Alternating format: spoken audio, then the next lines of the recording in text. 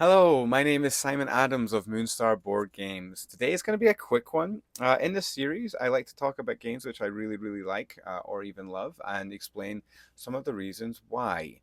These are not how to play these games. So if you are looking for detailed instruction as to the mechanics and all the opportunities that the game presents its players, then I would encourage you likewise to go and have a look at one of the how to play YouTube channels, of which there are many on YouTube that will give you that kind of insight. For me, I'm just talking about some of the reasons why I really like a particular game. Now, today it's going to be a quick one because this is quite a popular game, and is has been for quite some time. Right now, it's underneath here. My cat is on my couch, so I can't get underneath my couch. She is sleeping. I don't know if you can see. She's sleeping. Um, this game is Lords of Waterdeep. Lords of Waterdeep is a worker placement and set collection game um, that I have loved for a long time. I have the base game and I have Skulls of the expansion. I really should have brought this up first. Lords. I never really think about it because I just play the game with it and don't ever. I don't. The expansion is so good that I don't consider um, Scoundrels of Skullport. I don't really consider Scoundrels of Skullport to be a maybe when setting up the game. It is a being set up with the game. It's that much of an important, at least for me, expansion, especially when it comes to more than two players. Two players, you can play just a base game of Lords of Waterdeep and have a great time. But I think if you play with three, four, five, six, then you no, it's well 2 to 5, but I think it's six.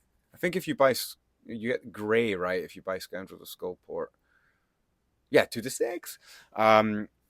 At six players, you really need the extra areas to go. So, what are you doing in Lords of Waterdeep? You are the head, or it looks like I don't really know too much about D&D lore, but I think you are like the head of a very wealthy family or a royal family or something like that, and you are tasked with completing quests.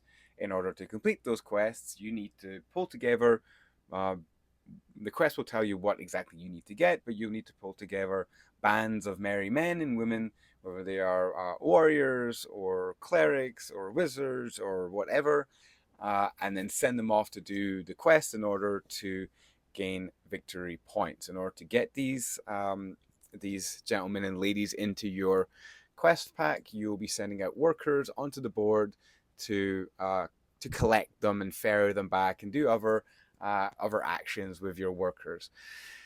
Lords of Waterdeep is interesting because the shared locations have very limited amount. Like I think actually they all can only have one, except for the entry cards and the buildings. You can only have one worker. So if someone has taken a spot that I want with their worker, well then tough cookies for me. I have to adapt very quickly in order to gain the resources that I need, maybe another way, or maybe even pivot my tactical strategy and what quests I'm doing in order to beat them on victory points. It's a worker placement game. I'm probably making it sound a lot less fun than it actually is. I have played Lords of Waterdeep um, with I played this with someone who had never played board games before, and they're a very smart person, nurse, but they picked it up. It was a little challenging at the start, but by the end, and over the past few weeks, all they've done is talked about can we play Lords of Waterdeep again, like straight up, and we played it without Scoundrels of Skullport. To be clear, and I know that contradicts what I said before that I don't play it without it, but I would say if the person's never played a board game before, it's okay to play just the base game. Next time we play, I will definitely be introducing them to Scoundrels of Skullport. Um, but they had a great time. They had a really great time. It's a, it's the worker placement mechanism is very quickly and easily understood. Within Lords of Waterdeep, I did make a couple of alterations to the game to make it a little more appeasing to that person. I took out the cards which force someone to do a quest, the entry cards which force someone to do a quest before they can do the quest that they actually want to do. Those take that. Those cards specifically are, I do not like them. Um, but I left the rest of the take that cards in there, and this sweet and innocent, never played a board game before person used them to beat me.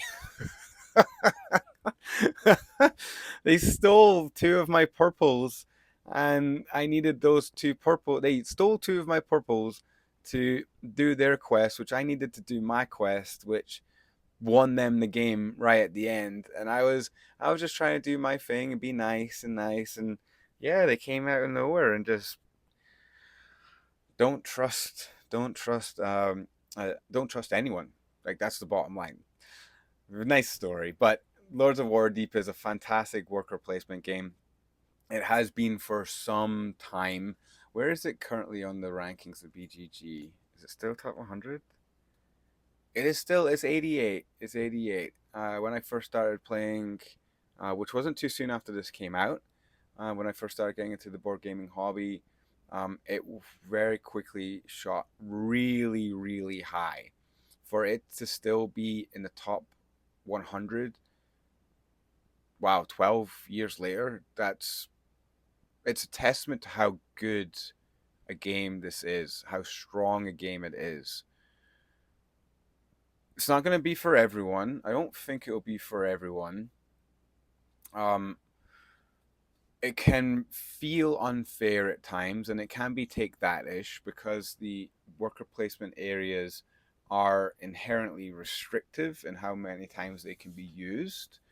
Um, and then Skulls of Skullport kind of alleviates that. It gives you other tracks, other things that you can do, so that especially at the larger player counts, you don't feel the tension of getting what you need first.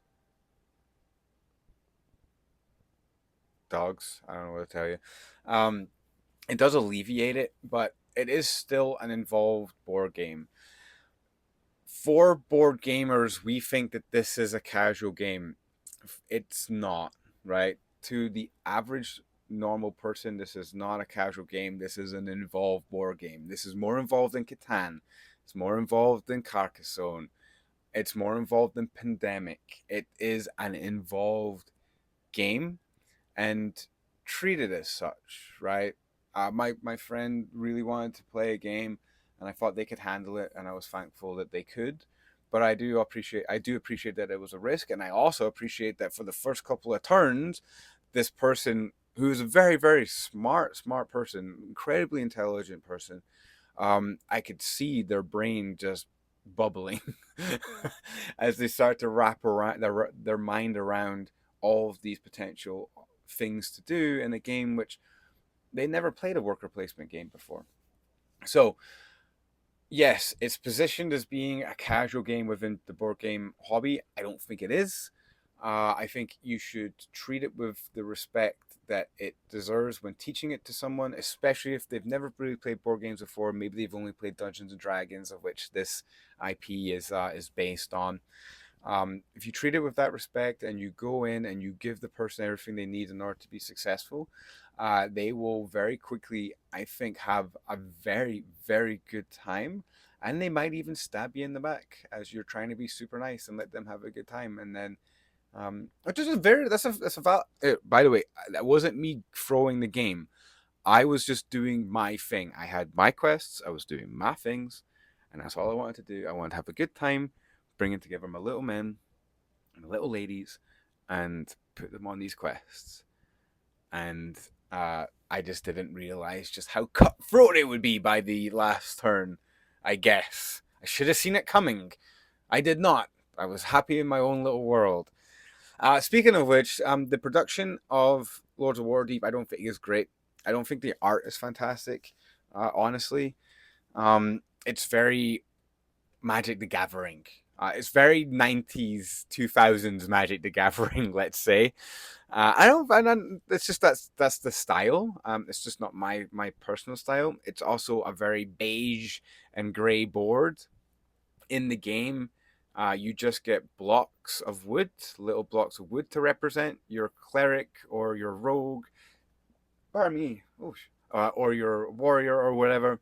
I purchased um, little wooden meeple to represent these blocks to make it a little bit more thematic, because you'd be forgiven for thinking it's not a super thematic game and that any theme could be pasted on it. But the truth is, as someone who is designing a worker placement game right now, all worker placement games are they are spreadsheet games with a theme pasted on top. So don't hold that against it. Look at it as an efficiency puzzle, which has some very flashy elements where you can jab at the people who you're competing against. You can play this very take that ish. Um, I don't know what I wouldn't, but I don't begrudge the stories that come out of those betrayals. Last turn, man, last turn. I just got them. I just got what I needed to complete my last quest. I couldn't, I couldn't believe it. But those are the kinds of stories that Lords of Waterdeep will provide for you. Again, by the expansion, by Skulls of Scoundrels of Skullport. By the way, this is published by Wizards of the Coast, designed by Peter Lee and Rodney Thompson. But get Scoundrels of Skullport. You will want it very, very quickly. Even at two players, I think you'll very quickly want it, just for the expanded opportunity space and different tactics, or rather different strategies that you can go down in order to complete your quests and gain victory points. It does add a couple of other things. I think or maybe it's in the base game, you can play with the particular rules for the character that you're playing, the family you're playing, which also can kind of direct you as to what you want to do, what's your focus, what's your priority in the game. I don't know. They're in the base game, because I know that there's some that don't have the little what's the big octopus guy in Wizards of the Coast games called, the Beholder or something like that. Has a little beholder. We'll just call it the beholder for now.